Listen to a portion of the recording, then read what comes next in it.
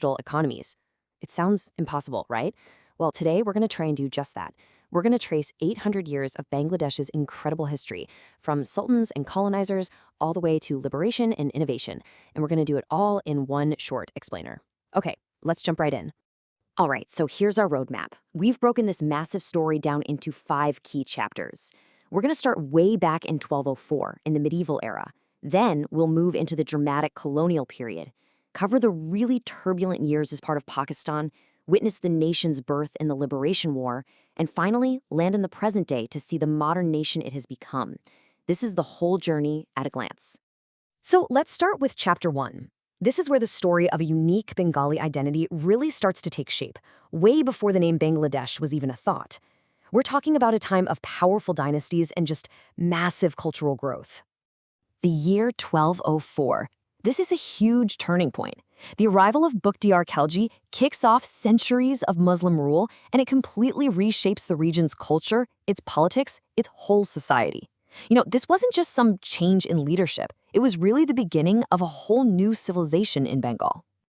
Now, what's really fascinating about this period are these 2 distinct golden ages. First, under the Sultanate, Bengal was independent, its capital was at Gar, and it saw this incredible flourishing of its own unique art and literature.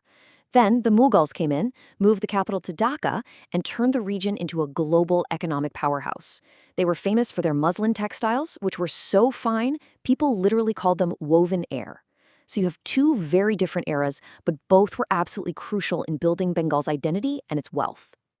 And right as Mughal Bengal was hitting its absolute economic peak, a new power showed up, sailing in from across the seas. This kicks off a really dramatic and honestly often brutal shift in our story as European colonial ambitions start to cast this long shadow over the entire region. If you remember just one date from this entire era, make it this one. 1757. This was the year of the Battle of Plassey. This was where Robert Clive and the British East India Company defeated the last independent ruler of Bengal. That one battle, that's the point. It effectively marks the beginning of almost 200 years of British rule. And the impact of British rule? Well, it was profound, and it went deep. It wasn't just a political thing. The entire economy was basically rewired to benefit the British Empire.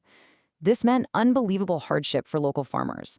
They were often forced to grow cash crops like indigo instead of food, they faced crushing taxes, and they saw their whole way of life get turned upside down by a completely new education system. So, after 2 long centuries, the British finally leave the subcontinent. But for the people of Bengal, the struggle was far from over. In fact, it was just the beginning of a new, really intense fight for their identity, all within this strange, divided framework of a new country. In 1947, the British partitioned India, and in this massive upheaval, Bengal was literally split down the middle. The western part went to India, but the eastern part was joined with West Pakistan, over 1,000 miles away, to form this single, geographically bizarre country. And just like that, Bengal became East Pakistan. It didn't take long for the first major cracks to appear. Just a few years later, the government in West Pakistan tried to force Urdu as the only national language. The people of East Pakistan rose up to defend their mother tongue Bengali. The language movement of 1952 is, well, it's widely seen as the real birth of modern Bangladeshi nationalism. It was a fight for their very soul. But the problems went way deeper than language. East Pakistan, even with the bigger population, was being systematically exploited.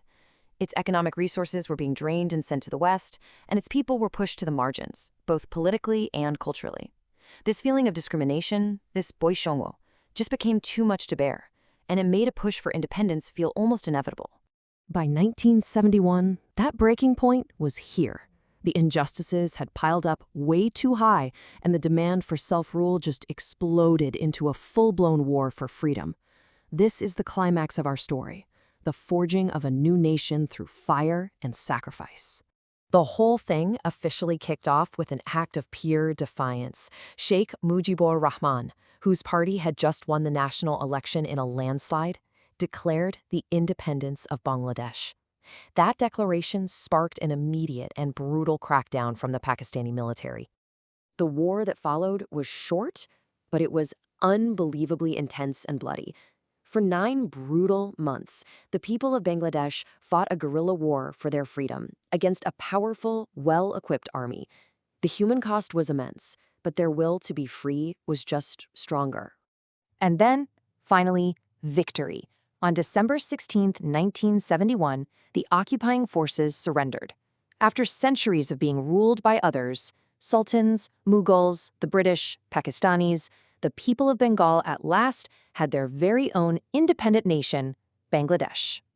So, a nation is born. But of course, the story doesn't end there.